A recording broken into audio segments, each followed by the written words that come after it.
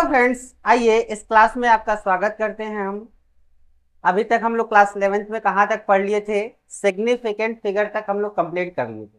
आइए हम उसके आगे बढ़ते हैं। आज हम जो कवर करने वाले हैं वो हमारा क्या होने वाला है? एक्यूरेसी एंड प्रिसीजन होने वाला है, डायमेंशनल एनालिसिस होने वाला है और लॉ ऑफ केमिकल कॉम्बिनेशन हम देखने वाले हैं। तो आइए एक एक करके हम देखते हैं और आगे बढ़ते हैं। तो सबसे पहले हम बात करने वाले हैं प्रिसीजन की। तो प्रिसीजन में मैं लिख देता हूं यहाँ पे क्या होता है, ध्यान दीजिएगा। ये कहता है refer to the closeness value of various measurement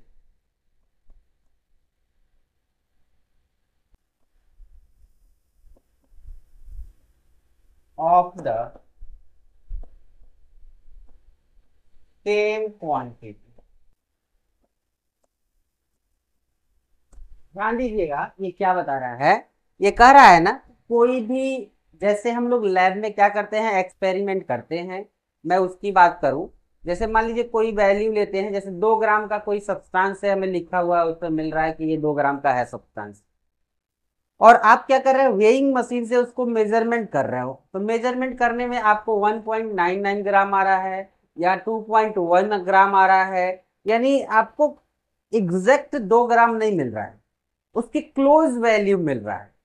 उसकी क्लोज वैल्यू सेम क्वांटिटी जो 2 ग्राम का था ना, उसी का मेजरमेंट कर रहे हैं और उसका सेम क्वांटिटी को लेकर मेजरमेंट कर रहे हैं। तो वह क्लोजनेस वैल्यू आप आ रहा है, किसका क्लोजनेस वैल्यू आ रहा है? एक्चुअल वैल्यू का। तो जो क्लोजनेस वैल्यू होता है उसे ही हम क्या कहते हैं? प्रिसीजन कहते हैं। अभी हम एक एग्जांपल लेंगे, उससे और बेहतरीन आपको समझ में आएगा। तो आइए आगे बढ़ते हैं। अगला हम बात करते हैं एक्यूरेसी। तो एक्यूरेसी की मैं बात करूं, क्या होता है एक्यूरेसी? तो देखिए यहाँ पे accuracy is a agreement of particular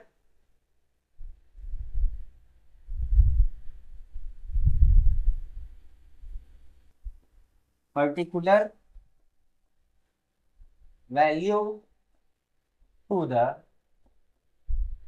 true value of the result of the result. ध्यान से देखिएगा, मैं इसको एग्जाम्पल से ही लेकर समझाना चाहूंगा। जैसे करें एक्यूरेसी क्या होता है, जैसे मान लीजिए कोई सब्सटेंस है 2 ग्राम, आपने मेजरमेंट किया 2 ग्राम आ गया, तो वह उसका एक्यूरेट वैल्यू है। वह क्या कहलाएगा? एक्यूरेसी कहलाएगा। इसी को समझने के लिए हम क्या करते हैं, एक एग्जाम्पल लेते हैं और इस एग्जाम्पल से और बेहतर ढंग से हम समझने की कोशिश करते हैं। तो हम एक एग्जाम्पल लेते हैं। सपोज कर लीजिए कि 3 स्टूडेंट है, ध्यान दीजिएगा 3 स्टूडेंट है। स्टूडेंट है 3 आपके पास, मैं क्लास के स्टूडेंट है, 3 स्टूडेंट है। मैं उनको बुलाया और मैंने कहा कि एक हमारे पास ये 2 ग्राम का पैकेट है, 2 ग्राम का पैकेट है। मैंने जो दे दिया उन लोगों को और मैंने कहा कि इसको मेजरमेंट करिए। 3 लोगों को मैंने बुलाया था। जो स्टूडेंट हमने लिया था वो स्टूडेंट का नाम मैं दे देता हूँ, स्टूडेंट नंबर 1। स्टूडेंट नंबर 1 जो है उसको मैंने बोल दिया ए, सेकेंड वाले को मैंने बोल दिया बी, थर्ड वाले को मैंने बोल दिया सी। अब हम क्या करते हैं, आगे बढ़ते हैं। मैंने क्या किया, स्टूडेंट ए से मैंने क्या किया, स्टूडेंट ए से 2 बार मेजरमेंट करवाया। 2 बार मैंने मेजरमेंट करवाया।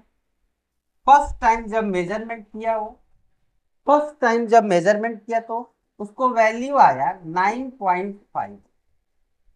फिर मैंने कहा सेकेंड टाइम मेजरमेंट करो।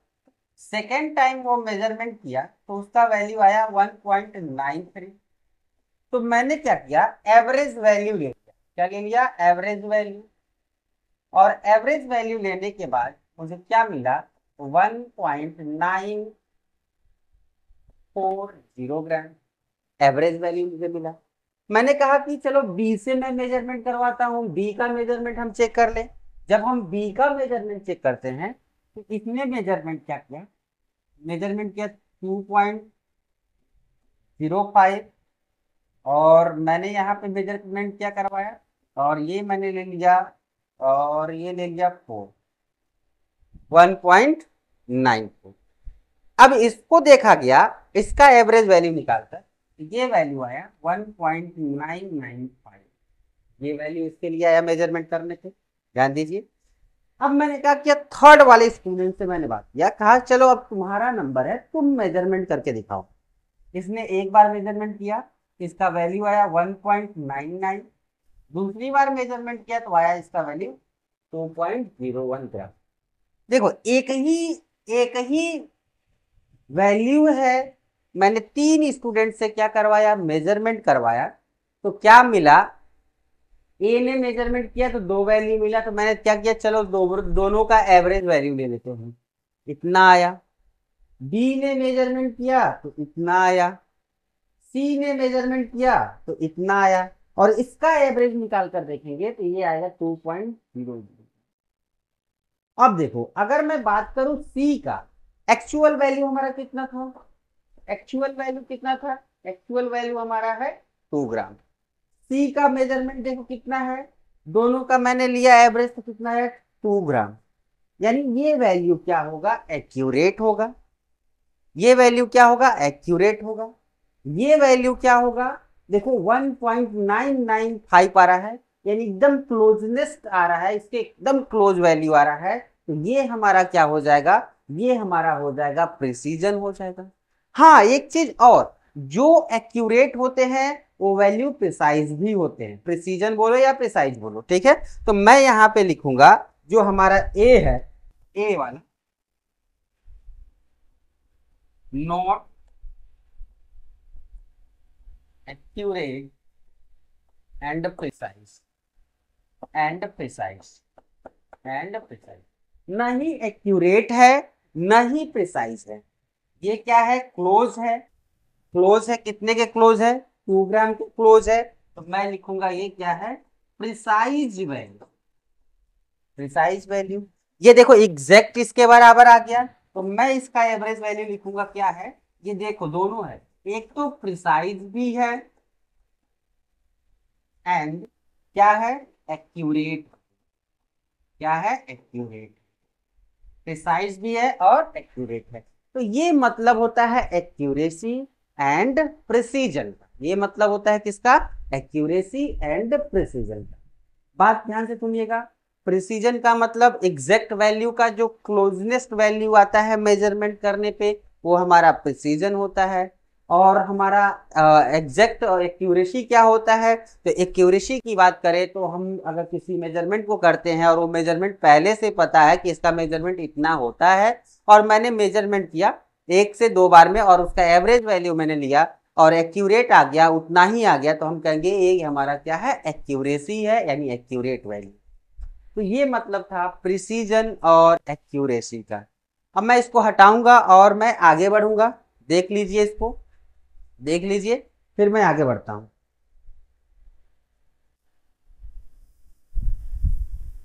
अगला मैं लेने वाला हूं डायमेंशनल एनालिसिस। उसमें क्या होता है, आइए देखिए।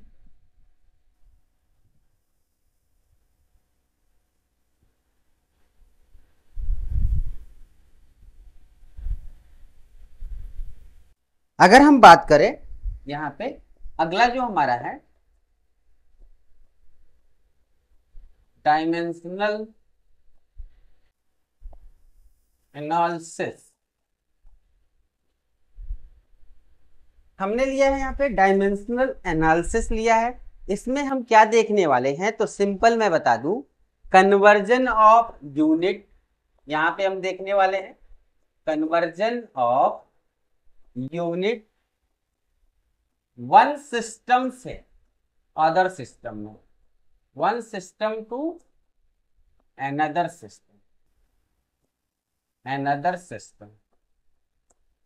हम एक यूनिट को दूसरे यूनिट में बदलने वाले हैं। इसमें ध्यान दीजिएगा, इसमें क्या होता है, एक यूनिट से दूसरे यूनिट में बदलने के लिए जो हम यूज करते हैं उसको किस कैटेगरी में रखा गया है? डायमेंशनल एनालिसिस में। इसमें यूनिटरी मेथड लगाते हैं, फैक्टर मेथड लगाते हैं। तो आइए चीजों को देखते हैं कुछ एग्जाम्पल के थ्रू। तो मैं एक एग्जाम्पल लेता हूं। जैसे मेरे पास एक एग्जाम्पल है कि आपके पास 2 लीटर मिल्क है, सपोज कर लीजिए 2 लीटर का लिक्विड है। अब इसको कन्वर्ट करिए, कन्वर्ट इनटू मीटर क्यूब। आपको मीटर क्यूब में कन्वर्ट करना है। तो कैसे कन्वर्ट करेंगे? जैसे मैंने एक और एग्जांपल के तौर पे ले लिया, एग्जांपल नंबर 2।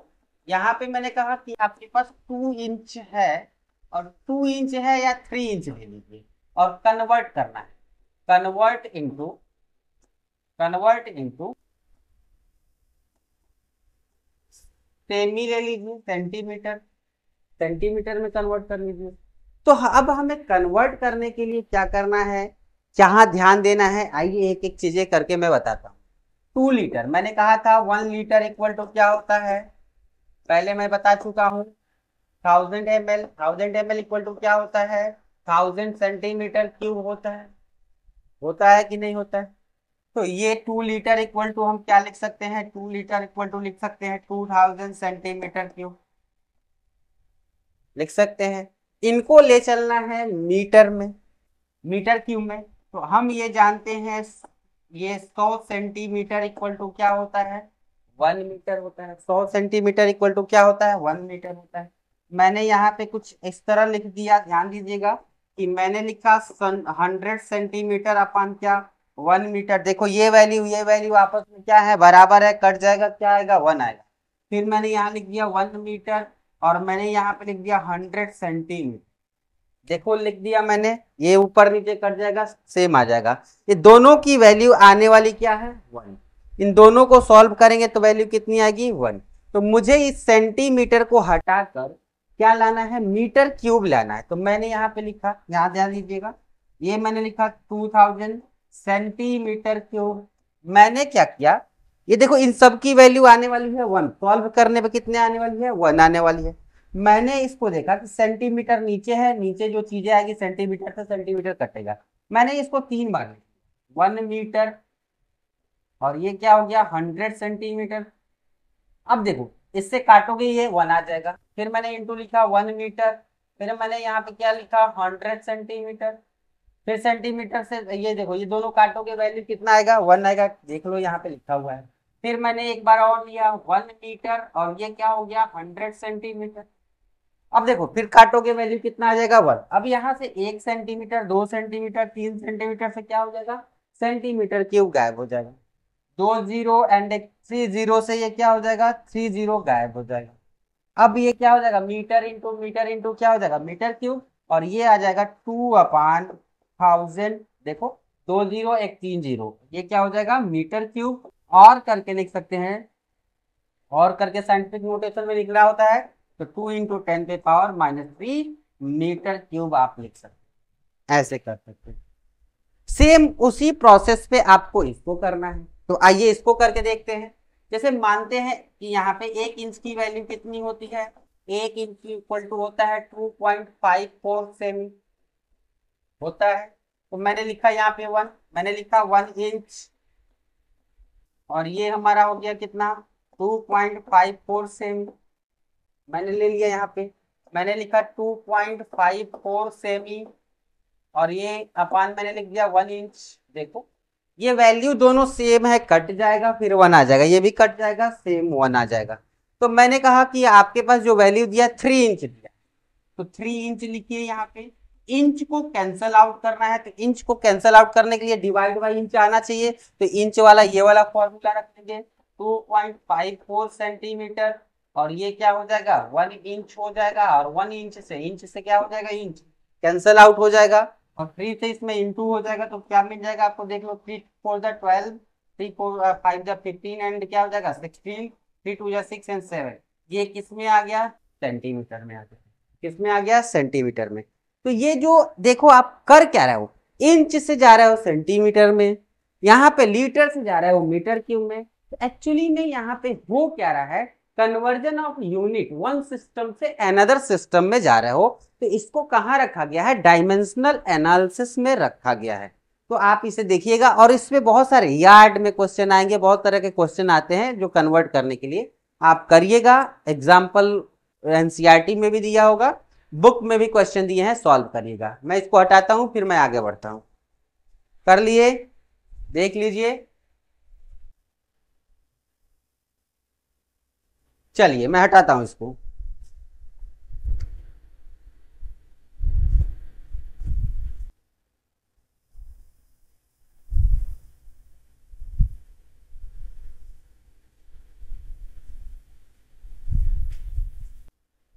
अब हम बात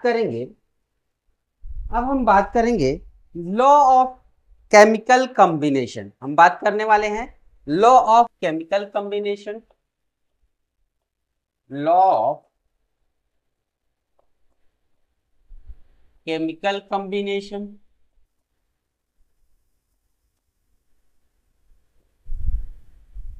देखो, लॉ ऑफ केमिकल कॉम्बिनेशन की हम बात करें तो पहला हम जो लेने वाले हैं वो हमारा क्या होने वाला है, लॉ ऑफ कंजर्वेशन ऑफ मास होने वाला है। तो आइए स्टार्ट करते हैं। पहला हम लेते हैं लॉ ऑफ कंजर्वेशन ऑफ मास। देखो यहां पे एक वर्ड आया है कंजर्वेशन, यानी कंजर्व वर्ड आया है, और कंजर्व का मतलब होता है क्या, जो हमेशा कंजर्व रहे, खत्म ना हो, खत्म ना हो। तो अगर मैं कहूं, यहाँ पे हम लोग पढ़ रहे हैं केमिस्ट्री में, तो हम ये भी जान रहे हैं कि mass neither be created nor be destroy. Mass को बस हम एक फॉर्म से दूसरे फॉर्म में कन्वर्ट करते हैं। तो उसी चीज को मैं यहाँ पे रिएक्शन पे लगाने वाला हूँ, इक्वेशन पे दिखाने वाला हूँ। तो क्या कह रहा है कि ड्यूरिंग केमिकल रिएक्शन जो होता है, मास जो होता है वो हमेशा कंजर्व रहता है। देखो मैंने बताया ना, मास हमेशा क्या होता है, conserve, neither created nor destroy. Mass क्या होता है, neither be created nor destroy.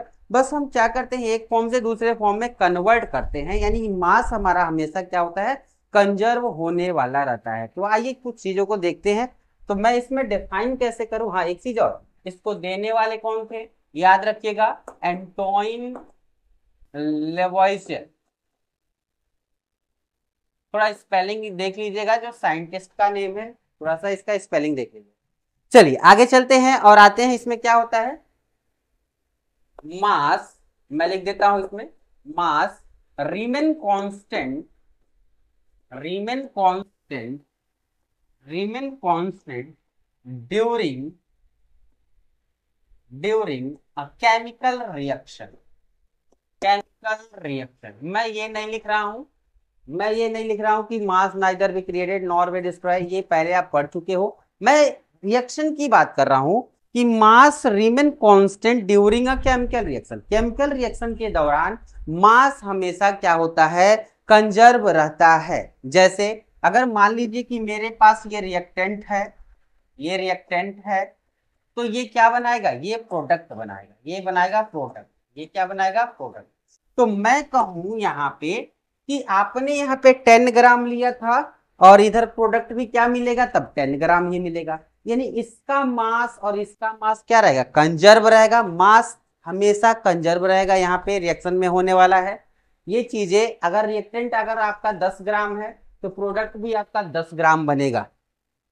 ठीक है, कुछ चीजें समझते हैं यहाँ पे एग्जाम्पल से। मैं यहाँ पे लेता हूं, जैसे मान लीजिए कि हमारे पास है कैल्शियम कार्बोनेट, इसका देखिए 100 ग्राम लिए, टोटल मैंने इसका मोलर मास ले लिया है 100 ग्राम है।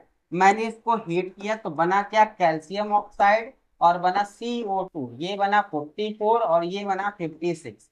आप इसका मोलर मास निकाल कर रख सकते हैं, कोई दिक्कत नहीं है। तो मैं यहाँ पे कह रहा हूँ, देखो इधर 100 ग्राम डाले थे, 100 ग्राम डाले थे, कंटेनर बंद है तो कंटेनर का वेट थोड़ी नहीं बदलेगा। कंटेनर में मान लो कंटेनर का वेट है 10 ग्राम, चलो मानते हैं 100 ग्राम है कंटेनर का वेट, उसमें मैंने क्या किया है, 100 ग्राम कैल्शियम कार्बोनेट डाल दिया, टोटल कितना हो गया, 200 ग्राम। कंटेनर क्लोज है, मैं उसमें क्या कर दिया, हीट दे दिया। हीट देने के बाद भी टोटल कितना रहेगा, टोटल तो 100 ग्राम ही रहेगा, टोटल 100 ग्राम ही रहेगा। बट रिएक्शन हमारा क्या हो चुका है, कंप्लीट हो चुका है। उसमें क्या बन चुका है, कैल्शियम ऑक्साइड, और साथ में क्या निकल चुका है, कैल्शियम ऑक्साइड के साथ निकल चुका है कार्बन डाइऑक्साइड। ठीक है, तो ये तो कांस्टेंट रहेगा, मास कांस्टेंट रहेगा। देखो दोनों का मास कांस्टेंट है, इस बेसिस पे हम यहां पे लिख सकते हैं, क्या लिख सकते हैं, mass of reactant always equal to mass of product, mass of product. अब दूसरी चीज अगर मैं कहूं यहां पे, दूसरी चीज, कभी मान लीजिए कि मास ऑफ रिएक्टेंट है, उसमें से कुछ पार्ट रिएक्शन किया, कुछ पार्ट रिएक्शन नहीं किया, यानी कुछ पार्ट अनरिएक्ट रह गया, तो उसके लिए लिखेंगे यहाँ पे mass of reactant equal to mass of product plus mass of reactant.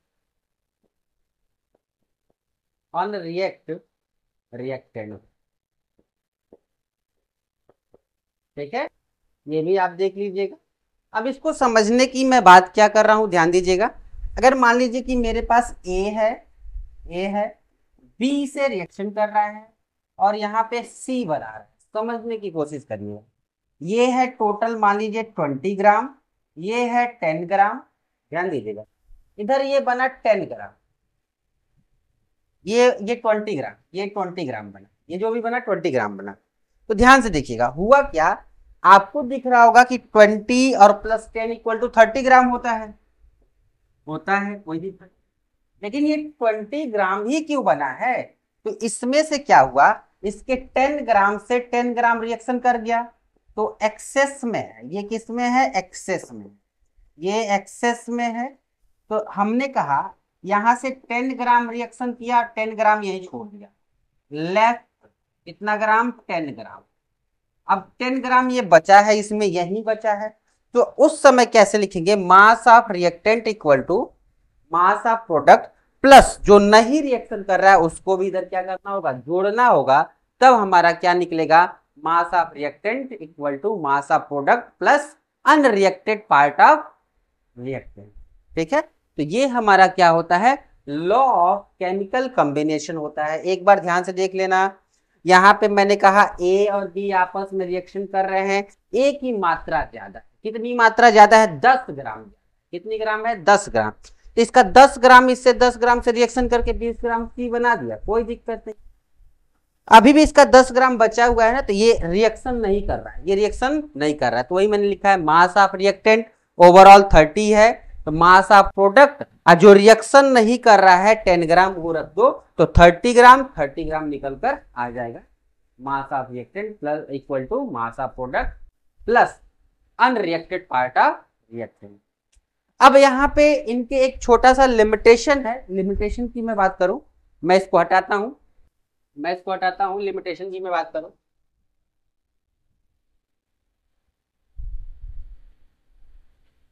ध्यान दीजिएगा, लिमिटेशन की मैं बात करूं,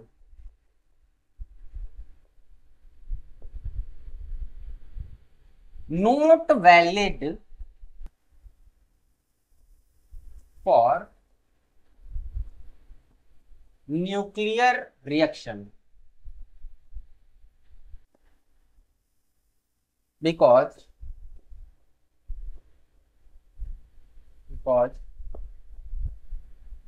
some mass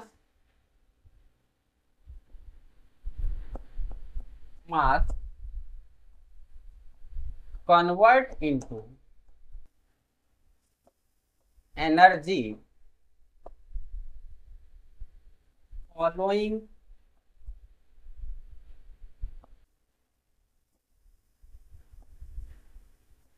E equal to MC square equation. ठीक, ध्यान देना, हमारा जो न्यूक्लियर रिएक्शन कराया जाता है वहां पे कुछ मास क्या होता है, वो एनर्जी में कन्वर्ट हो जाता है following E equal to MC square. E equal to MC square, कुछ मास क्या होता है, एनर्जी में कन्वर्ट हो जाता है, इसीलिए ये न्यूक्लियर रिएक्शन पे अप्लीकेबल नहीं है। कहाँ नहीं अप्लीकेबल है, न्यूक्लियर रिएक्शन पे एप्लीकेबल नहीं है, ध्यान दे लो, not valid for nuclear reaction because some mass convert into energy following equal to mc square equation. ठीक है, तो ये हमारा खत्म होता है law of conservation of mass. करिए फिर मैं आगे बढ़ता।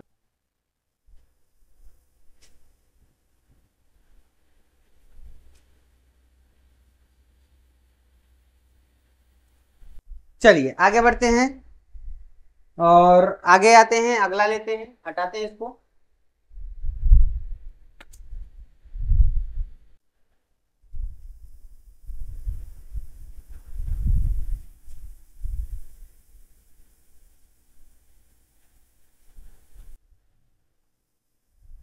अब हम बात करेंगे आगे, और आगे हम लेने वाले हैं लॉ ऑफ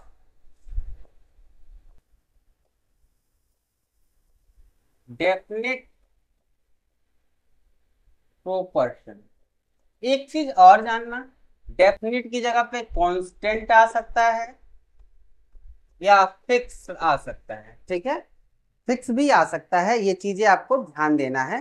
तो यहाँ पे हम बात करने वाले हैं law of definite proportion and आप कह लो लॉ ऑफ फिक्स प्रोपोर्शन या कह लो लॉ ऑफ कांस्टेंट प्रोपोर्शन। इसको देने वाले थे जो जे प्राउस थे, जोसेफ प्राउस। ठीक है, याद रखिएगा नाम, 11th में एग्जाम में पूछ दिया जाता है तो याद रखिएगा। अगर हम बात करें अकॉर्डिंग टू दिस लॉ, यहां पे बात करें according to this law, this law, देखिए यहाँ पे देखेंगे क्या कर रहा है, क्या कर रहा है, ध्यान दीजिएगा, कर रहा है according to this law element combine in simple ratio of their mass, their masses and form and need to form product, product का हो या कंपाउंड का हो। ठीक है, कंपाउंड, ठीक है। आगे चलते हैं, रेशियो रिमेन कांस्टेंट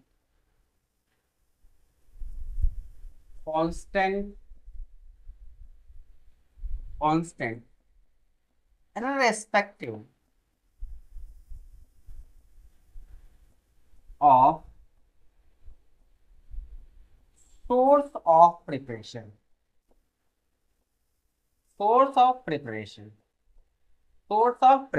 क्या कर रहा है, ध्यान दीजिएगा, यहां पे कर रहा है एलिमेंट कंबाइन होते हैं सिंपल रेशियो में अपने मास के, और वो रेशियो हमेशा क्या होता है, कांस्टेंट होता है, चाहे आप जिस तरह से उसे प्रिपेयर करके लाइए।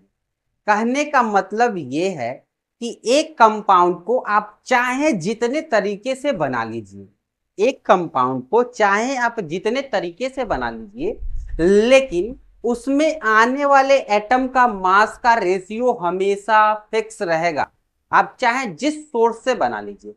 मैं एक सिंपल सी बात कर लेता हूं, अगर मैं कहूं ये मेरे पास वाटर की बात करूं, मैंने कहा कि आपने लैब से वाटर बनाया, ठीक है, आपने रिवर वाटर लाया, हमने कहा कि चलो भैया हमने क्या ले लिया, हैंड पंप से ले लिया, ठीक है। मैंने कहा चलो यहाँ से सी वाटर ले लिया, हाँ मिनरल वाटर के नहीं होना चाहिए, इसमें मिनरल डिजोल्व नहीं होना चाहिए, सी वाटर को प्योरीफाई करके लेना होगा। सी वाटर ले लिया आपने, ठीक है, आपने लैब से लिया है, आप जहां से मन करे वहां से वाटर उठाकर लाओ, और वाटर का फॉर्मूला क्या मिलेगा आपको, H2O, और उसमें इनके जो रेशियो ऑफ मास होगा वो सदैव फिक्स रहेगा, हमेशा कांस्टेंट रहेगा, 2:16। इसको सिंप्लीफाई कर लो तो 1:8। आप चाहे इसको कहीं से भी बनाकर लाओ वाटर को, उसका मास का रेशियो हमेशा क्या रहने वाला है, फिक्स रहने वाला है। तो वही मैंने लिखवाया है, element combine in simple ratio of there masses. अपने मासेस के सिंपल रेशियो में कंबाइन होते हैं और कंपाउंड बनाते हैं, और रेशियो हमेशा क्या रहता है, रिमेन कांस्टेंट। चाहे आप irrespective of source of preparation करके लाइए, कोई मतलब नहीं है, वो हमेशा क्या रहेगा, कांस्टेंट रहेगा। कोई भी कंपाउंड ले लो, जो उनका रेशियो है ना एटम के मास का, वो सदैव फिक्स रहेंगे, बदलने वाले नहीं होंगे। ठीक है, तो ये थियरी बेस्ड था, मैं इसको हटाता हूं, फिर मैं आगे बढ़ता हूं।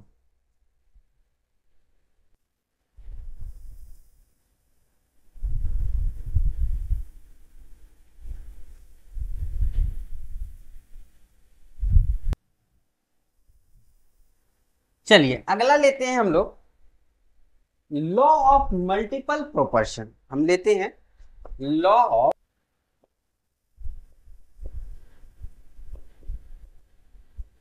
Multiple proportion. ये नाम जाता है किसका, ध्यान दीजिएगा, डाल्टन का नाम जाता है। ठीक है, डाल्टन का नाम आता है, देख लीजिएगा। अगर यहाँ पे कहा जाए तो यहाँ पे क्या देखने को मिलता है, ध्यान दीजिएगा। when according to this law, according to this law, when two elements combine या react या combine each other to form more than one compound। इनका कहने का मतलब क्या है, ध्यान दीजिएगा।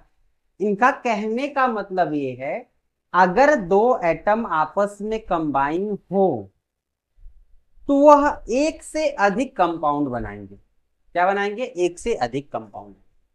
ध्यान से देख लेना, when two element combine each other to form more than one compound. More than one compound, यहाँ पे देन रहेगा, मोर देन वन कंपाउंड। अच्छी बात है। हाँ, आगे चलते हैं। इन कंपाउंड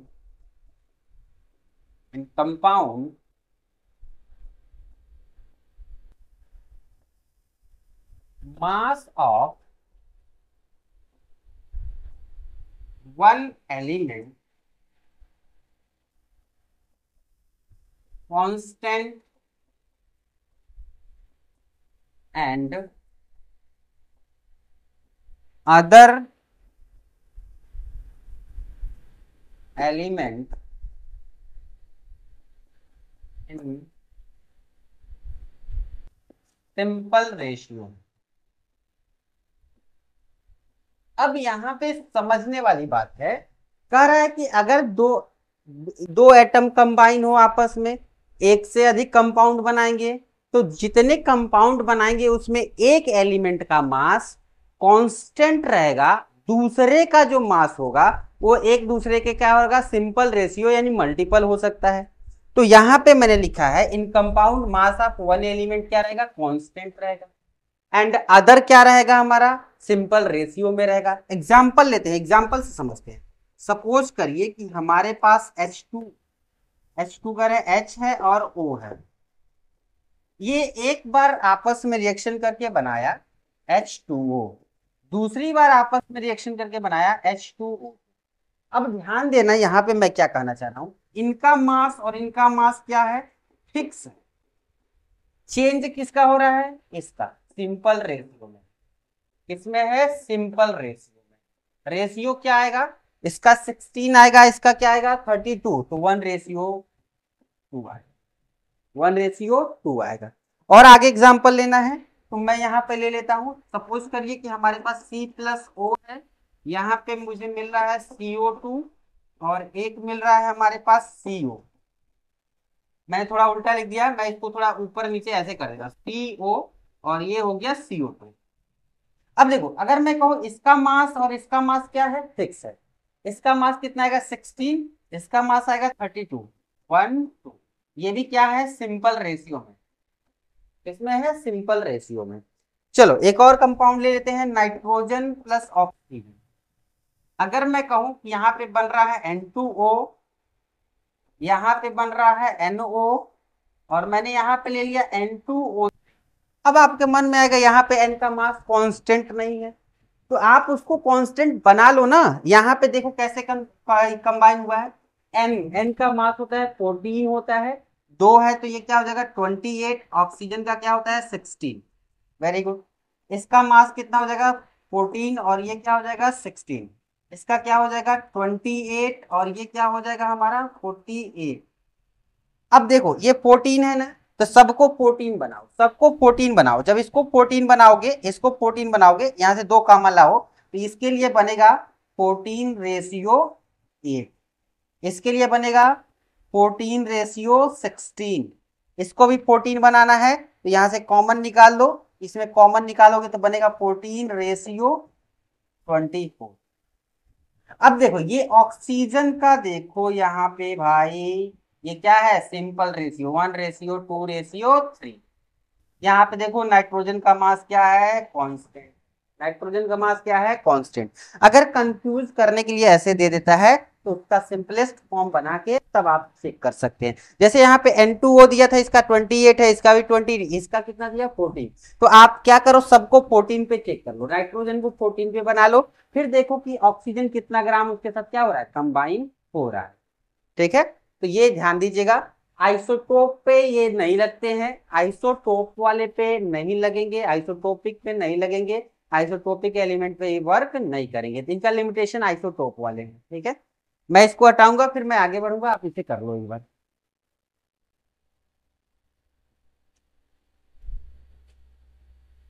चलिए आगे बढ़ते हैं।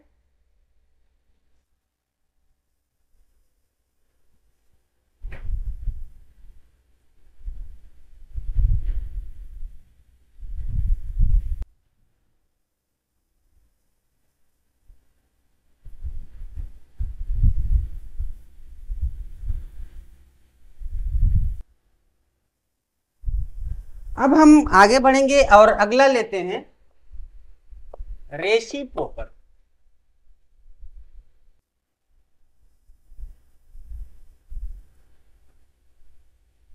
Law of reciprocal proportion. अब हम बात कर ले इनका लॉ ऑफ रेसिप्रोकल प्रोपोर्शन। जब हम बात करते हैं लॉ ऑफ रेसिप्रोकल की, तो इसके लिए हमें क्या करना होगा, आइए चीजों को समझते हैं। इसको बताने वाले रिक्टर थे, इनका नाम रिक्टर है। ठीक है, देख लीजिएगा। अब अगर हम बात करें यहाँ पे ये क्या बताते हैं, तो मैं क्या करता हूं, सबसे पहला काम यहां पे मैं लेता हूं ए, यहां पे मैं लेता हूं बी और यहां पे मैं लेता हूं सी। इसी से समझना है, ठीक है, ध्यान देना, इसी से समझना है। हमारे पास ए है बी है, 2 एलिमेंट है हमारे पास, 2 एलिमेंट, दोनों सेपरेटली कंबाइन हो रहे हैं सी से, तो ये क्या बनाएगा AC बनाएगा, ये क्या बनाएगा BC बनाएगा। ध्यान दीजिएगा, तो कह रहा है कि A बनाया C से AC, B बनाया C से BC। Very good. अब कह रहा है कि अगर A और B कंबाइन होंगे तो क्या बनाएंगे, AB बनाएंगे। अब मजे वाली बात क्या है, रूल कहता है ये जो A और B बन रहे हैं, इनका मास और इनका मास अगर देखा जाए, जो A का मास यहां है उतना ही मास यहां होगा, B का मास जितना यहां पे है उतना ही मास यहां पे होगा। नहीं तो अगर इतना मास नहीं होगा तो उस मास का सिंपल मल्टीपल होगा। ध्यान से सुनिएगा मैं क्या बोल रहा हूं। मैंने कहा कि A रिएक्शन किया C से तो AC बनाया, B रिएक्शन किया C से तो BC बनाया। अब कह रहा है कि जो मास A का है वही मास B का है इस कंपाउंड में, सॉरी वो जो मास A का है यहाँ पे जो मास B का है, ये जब कंबाइन होंगे वही मास A का होना चाहिए, वही मास B का होना चाहिए। नहीं तो क्या होगा, इन मास के A का मास A के सिंपल रेशियो होगा, B का मास B के मास के सिंपल रेशियो होगा, मल्टीपल होगा। ठीक है, ये चीजें ध्यान देना होगा। तो इसी को हम क्या करेंगे, स्टेटमेंट में लिख लेंगे और स्टेटमेंट में लिखकर हम आगे बढ़ जाएंगे। तो मैं लिखता हूं यहाँ पे, according to this law, according to this law, when two element A and B combine with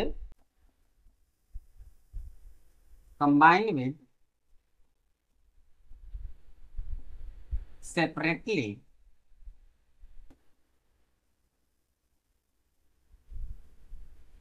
by C, ठीक है, separately by C, then form AB, AC and BC compound, ठीक है। कह रहा है when two element A और B जो है combine with separately by C, C element, यहाँ पे एलिमेंट C कर लेते, एलिमेंट C से कंबाइन हो रहा है A और B। मैंने लिखा है when two element A and B combine with separately by element C, तो क्या बना रहा है, then form AC and BC compound, ठीक है, क्लियर हो गया। when A and B combine each other, then form या to form each other to form AB, ठीक है। अब ध्यान देना, यही से कहानी शुरू हो रहा है। कह रहे जो मास ऑफ, आगे mass of a compound AB equal और सिंपल मल्टीपल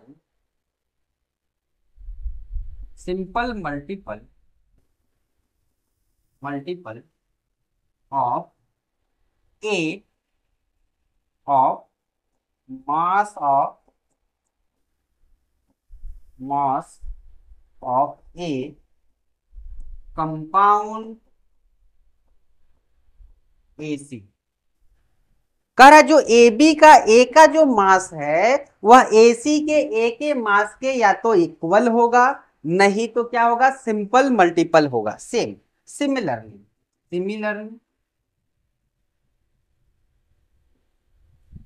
अगर सिमिलरली मैं बात करूं, मास ऑफ बी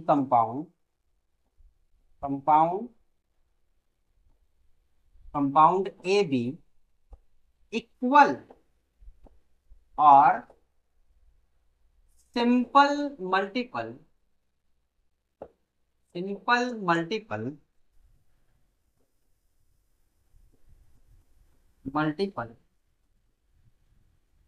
ऑफ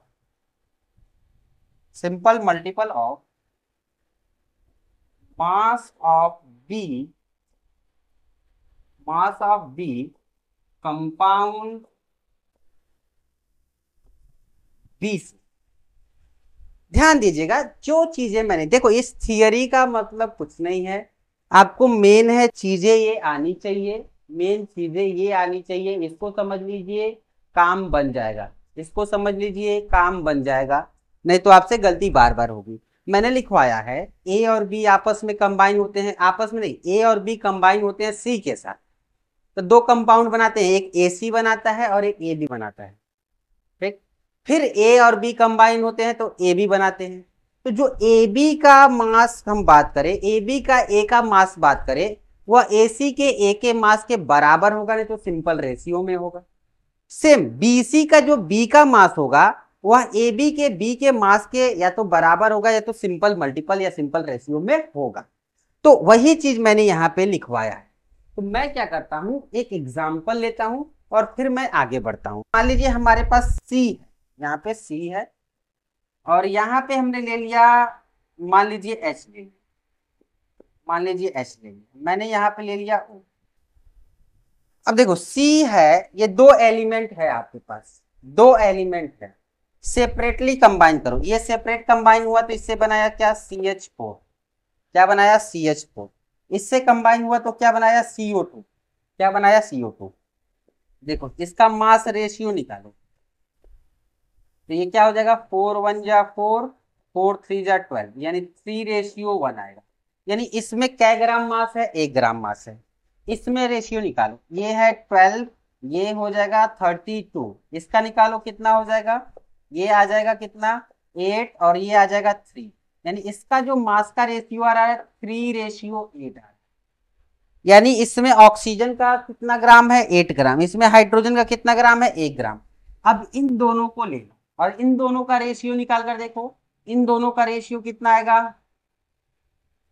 1:1, 1:1।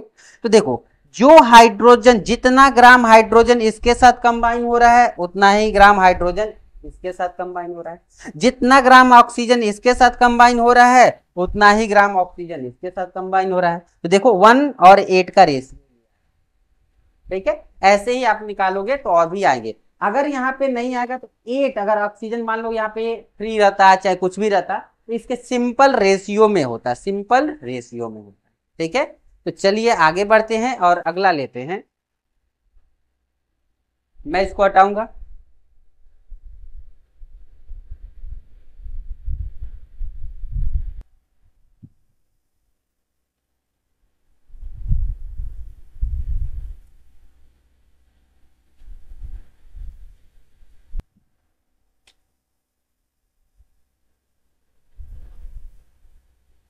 और अगला हम लेते हैं, जो हमारा अगला क्या है एप्लीकेशन में, गैल्यूसेक्स लॉ है, क्या,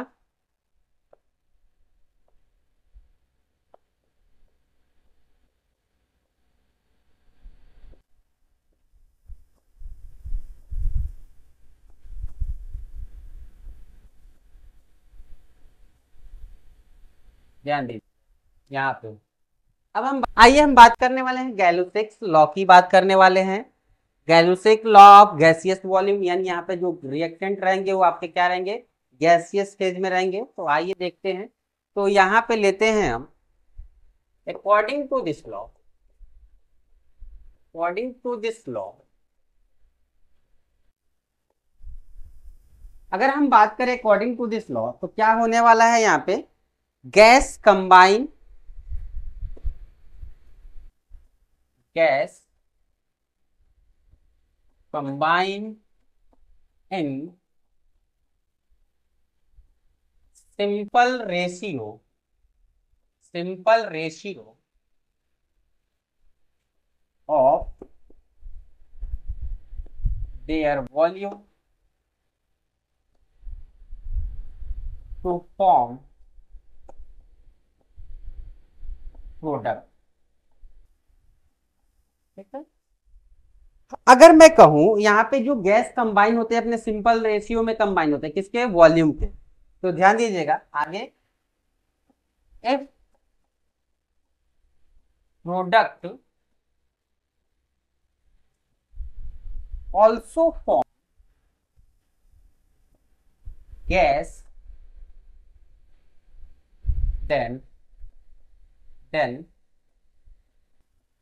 it will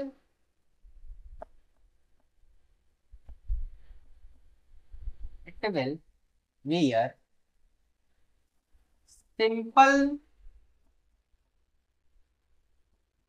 volume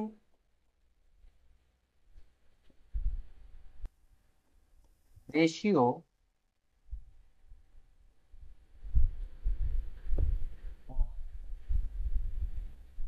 reactant gases, reactant gases, ठीक है। ध्यान दीजिएगा यहाँ पे मैंने क्या लिखा है, क्या चीजें बता रही है, यहाँ पे कह रहा है कि जब गैस कंबाइन होंगे, क्या होंगे, गैस कंबाइन होंगे, और कहाँ पे, तो ये जान लीजिएगा, at same temperature, same temperature and pressure. ठीक है, अब हम बात कर रहे हैं यहाँ पे कि जब गैस कंबाइन होंगे तो कैसे कंबाइन होंगे, सिंपल रेशियो में। गैस कैसे कंबाइन होंगे, सिंपल रेशियो में। किसके, वॉल्यूम के सिंपल रेशियो में। अगर प्रोडक्ट आपका गैस बनता है, अगर प्रोडक्ट आपका गैस बनता है तो ये याद रखिएगा प्रोडक्ट भी रिएक्टेंट के वॉल्यूम के सिंपल रेशियो में होंगे। कैसे, आइए देखते हैं। जैसे मान लीजिए कि मैं क्या करता हूं, यहां पे एक एग्जांपल ले लेता हूं और उसी एग्जांपल से हम क्या करेंगे आगे समझेंगे। जैसे मान लीजिए मैंने यहां पे ले लिया, यहां पे N2 लिया, हमने ले लिया यहाँ पे 3H2 ले लिया और ये बन गया 2NH3। 2NH3 तो मैं क्या कर रहा हूं, इनका सिंपल रेशियो निकाल रहा हूं। इसका मान लीजिए 1 वॉल्यूम था, इनका कितना था 3 वॉल्यूम था, इनका कितना था 2 वॉल्यूम। अब सब ये गैस फेज में है, देखिए ये भी गैस है, ये भी गैस है और ये भी गैस। अब इनका सिंपल रेशियो कितना आएगा, ध्यान से 1:2 रेशियो 1:3:2। ये इनका सिंपल रेशियो निकल गया। अगर मैं कहूं कि ये हमने क्या कर दिया है 150 ml कर दिया, 150 ml कर दिया है, तो ये कितना होना चाहिए, वो ये कितना होना चाहिए बताइए, ये कितना होना चाहिए, ये कितना होना चाहिए। इसको इधर भेजो, 1/3 इंटू क्या कर दो 150 कर दो, तो ये क्या निकल कर आएगा 50 ml। ये कितना होना चाहिए 100 ml। ये कितना होना चाहिए 100 ml। इसको लाओ इधर भेज दो, 2/3 इंटू क्या हो जाएगा 150, कितना आ जाएगा, कितना आ जाएगा देख लो 100 ml आ जाएगा 100 ml। तो ये एक सिंपल रेशियो है। अगर मैं कहूं कि इसमें देखो, अगर मैं इसमें 50 से इंटू करूं तो 50 से इंटू हुआ 50 ml, इसमें भी होगा 53 जा क्या हो जाएगा 150 ml, इसमें क्या हो जाएगा 100 ml। यानी ये सिंपल रेशियो अगर आप एक में चेंज करोगे तो आगे सब में चेंज देखने को मिलेगा। अगर इसमें किसी नंबर से मल्टीप्लाई करेंगे तो सब में होगा, ठीक है, सब में करेंगे। जैसे मान लो मैंने यहाँ पे अभी कितने से किया 50 से किया, तो ये क्या गया 50 ml, इसमें किया तो क्या गया 150 ml, इसमें क्या गया 100 ml। इनका सिंपल रेशियो निकालो, यही आएगा, सिंपल रेशियो निकालो यही आएगा। इतना कर लीजिए, फिर मैं आगे बढ़ता हूं।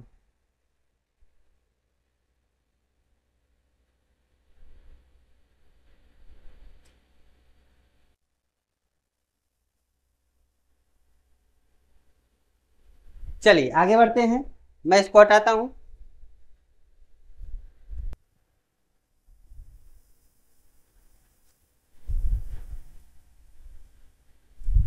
अब हम आगे लेने वाले हैं अवोगाड्रोस लॉ लेने वाले हैं।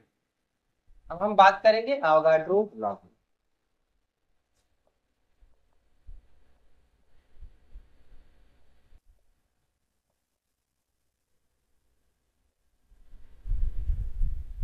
According to this law, according to this law, ध्यान दीजिएगा, at similar condition of temperature and pressure, equal volume of all gases contain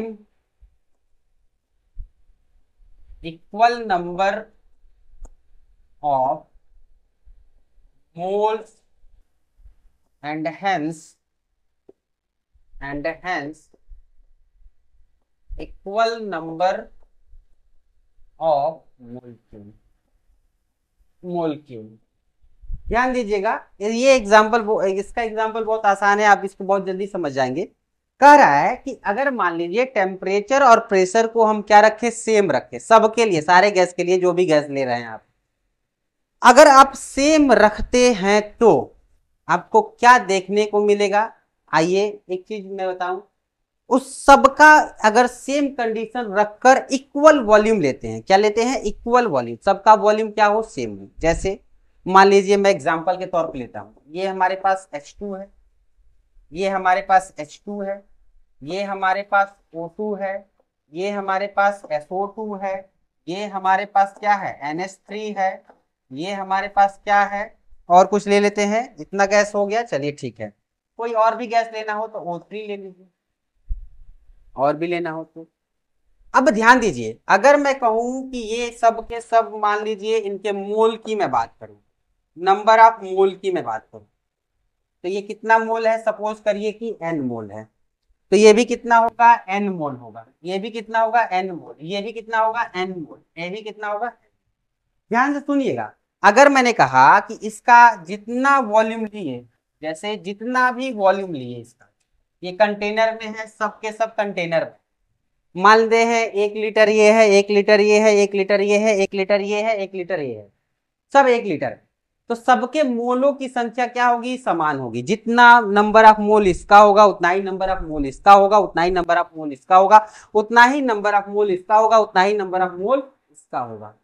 ध्यान से देखिएगा, अब देखिए अगर मोल सेम है सबका, अगर मोल सेम है सबका, तो सबका मोलक्यूल भी क्या होगा, सेम होगा। यहाँ पे लिखा है इक्वल नंबर ऑफ मोलक्यूल, तो इसमें मोलक्यूल के लिए हम क्या करते थे, एवोगैड्रो नंबर से इनटू करते थे, एवोगैड्रो नंबर से क्या करते थे, इनटू करते थे, तो ये हमारा क्या हो जाएगा, इक्वल नंबर ऑफ मोलक्यूल्स हो जाएगा, इक्वल नंबर ऑफ मोलक्यूल्स हो जाएगा, इक्वल नंबर ऑफ मोलक्यूल हो जाएगा। जब मैं मोल पढ़ाऊंगा तो वहां पे ये सारी चीजें मोल का सारा फंक्शन आएगा, तो परेशान बिल्कुल नहीं होना है। कह रहा है कि टेम्परेचर और प्रेशर को कंडीशन सेम रखकर अगर सारे गैस का हम 1-1 लीटर ले ले तो सारे गैस में नंबर ऑफ मोलक्यूल सेम होंगे, नंबर ऑफ मोलक्यूल सेम होंगे, नंबर ऑफ मोलक्यूल सेम है तो ये मान के चलिए कि नंबर ऑफ मोल सेम है। हाँ अब देखो यहाँ पे एक चीज और ले लेते हैं, एटम में भी डिफर, में डिफर, एटम डिफर हो सकते हैं, कैसे, एटम बदल सकते हैं। एटम देखो इसमें कितना है, 2 एटम है, H और H कितना एटम है, तो 2NNA, यहाँ पे 2 है तो ये आएगा 2NNA, यहाँ पे 2 ऑक्सीजन 1 सल्फर, तो क्या हो जाएगा 3NNA। देखो एटम अलग हो सकते हैं, कोई दिक्कत नहीं, यहाँ पे 3 और 1 कितना हो जाएगा 4, 4NNA, यहाँ पे 3 हो जाएगा 3NNA। देखो एटम डिफर हो सकते हैं नो डाउट, लेकिन मोलक्यूल और मोल्स डिफर नहीं होंगे। तो ये था आज का हमारा टॉपिक, जो हमारा क्या था, लॉ ऑफ केमिकल कॉम्बिनेशन तक हम लोगों ने कंप्लीट कर लिया, जिसमें हमने अवोगाड्रो लॉ पढ़ लिया है। अब हम बढ़ेंगे इसके आगे और अगले क्लास में मिलेंगे फिर से, कर लीजिए इसको।